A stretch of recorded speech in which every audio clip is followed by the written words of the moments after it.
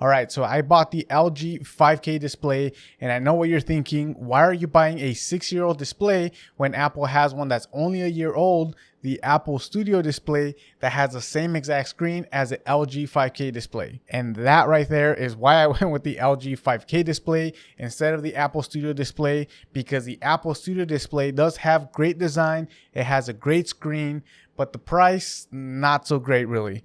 And honestly, for someone that's going to be using a lot and someone that's kind of a startup content creator, someone that hasn't really been doing it for years and years and years, I don't really need something, or I don't have as much leisure to spend all that money on a studio display, especially when I can get a screen that's 99.9% that of the studio display for something that costs half the price, sometimes even less. And like I said, I did use the Apple Studio display about a month or two ago. And ever since I came back from that display to my LG 32-inch 4K display, it just hasn't been the same. I did miss the screen, and that is the main reason why I went with a 5K display, something that integrates great with Mac. And then the only alternative to the studio display that was at a budget, and to me, the price to feature comparison just wasn't there, was this LG 5K display right behind me that I've been using for the past month. And I honestly think it's a great buy even now in 2023.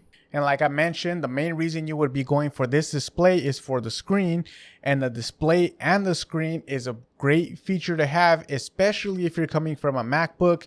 Being a 5K display means that it has that Retina display that you have on any other Mac.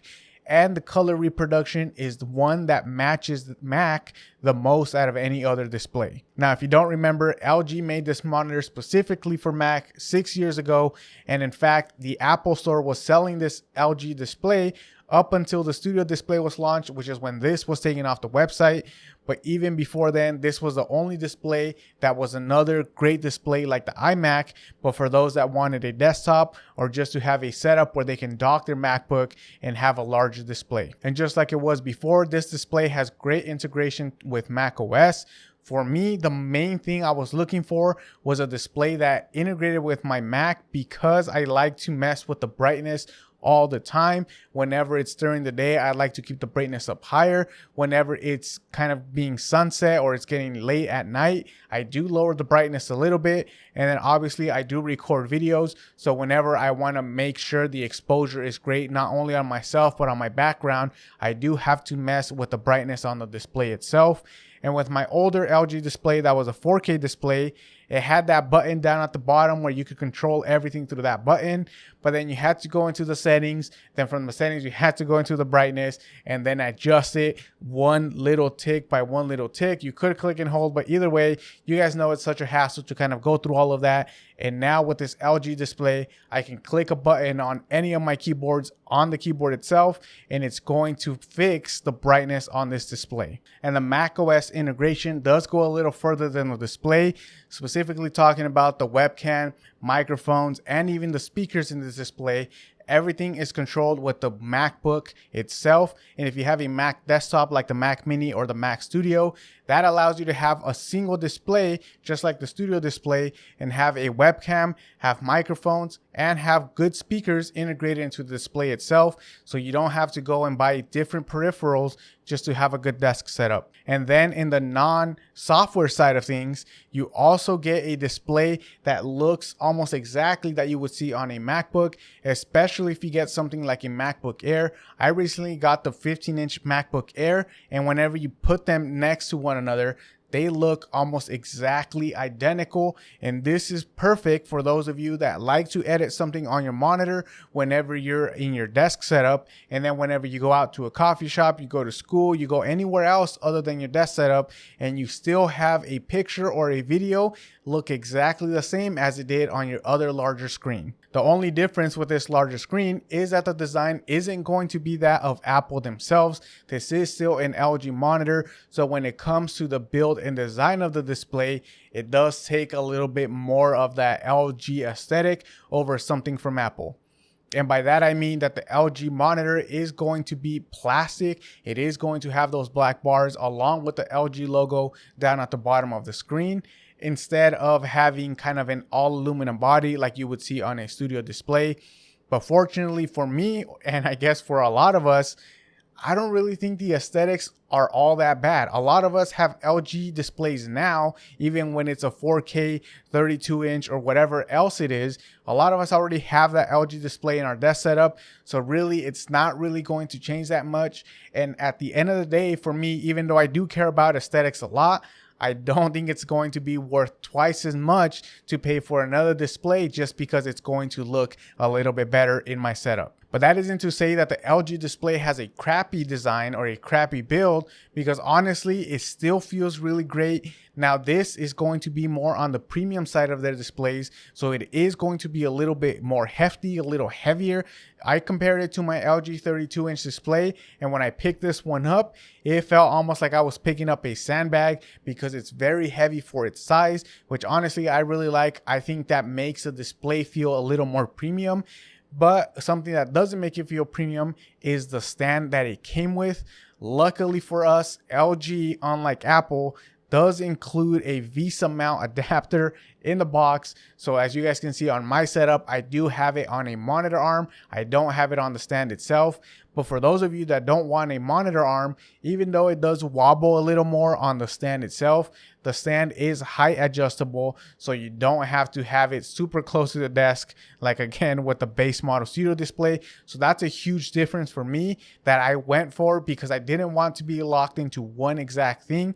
If I ever want to change down the road, I still have the option by going with the stand and taking it off the monitor arm. And another build feature that the LG also has over the studio display is that it does have a removable power cord, whereas the Apple Studio display does not. This is very beneficial because for something like this, if you want to run the power cord through either your desk or a setup or the monitor arm, if you need to kind of move around the cord to a different spot, it's always easier to kind of have both ends and then route it through one side, rather than only having one side available to route all that through. Now, to me, all of those extra design features that come with this display add a lot of functionality, add a lot of features to a build design that don't come with something that's going to be twice as expensive. For me, that's a better buy, especially because at the end of the day, I don't really care for those features, even though they are going to be different and better on this. I most likely will never switch it from the monitor arm. I most likely will never be plugging and unplugging and all of that stuff. The main feature that I care about is going to be the screen. And as long as that's the exact same as something like a MacBook or just like the studio display, it's going to be worth half the price to me. And it's not going to be worth paying double just to have an aluminum design that you can't really change. And it's not going to be kind of changeable down the line. I do have to give it to LG though, because the power cord on this display, again, because it was made for Mac, does have a different design than any of their other displays. It feels a little more premium. It has a little bit more of the Apple aesthetic by being a single cable that's going to plug into your outlet. Whereas compared to other LG displays, even ones that cost $400, $500, $600 that come with a giant power brick, that does make it feel more premium by having just a single thin cable to go straight into the outlet. Now, this monitor also comes with two more cables in the box, one being a Thunderbolt cable and one just being a C-to-C cable. And that helps you hook it up to any of the ports on the back of this monitor, where the monitor port selection honestly isn't that great, but it's very similar to that of the Apple Studio display. And if you're only planning on using it with macOS, you're not going to be gaming on it, you're not going to be looking for a Windows machine to attach to this monitor, it's more than enough. You have one Thunderbolt cable, which you can hook up to your Mac, and it's going to power your Mac up to 65 watts. And then you have 4 other USB-C ports, which you could use as a hub, which I'm doing right now. I have my keyboard, and I also have the Scarlett Solo hooked up straight into the monitor, which then in turn hooks up straight into my MacBook. Now, even though that's not really a great selection of ports, if you're going to be using it with a Mac with macOS, this is a great monitor because I do think that it adds a lot of that functionality.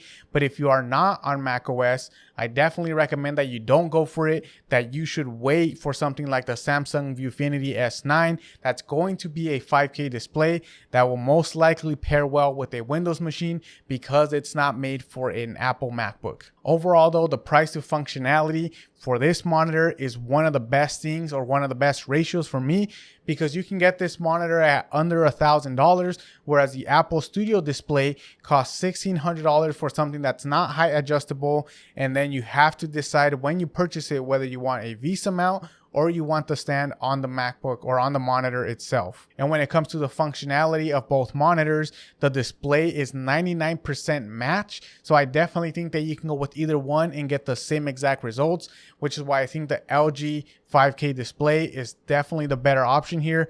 And like I mentioned, if you're someone that wants it for Windows, or you're someone that's looking for something else for like a gaming monitor and things like that, I recommend that if you still want a 5K display, that you wait for that Samsung Viewfinity S9 that should be releasing soon. But what do you guys think? Do you think that the LG 5K display is worth it for you in 2023 and for your setup? Or are you going to go with the Apple Studio Display to get that full aluminum build and that beautiful Apple design?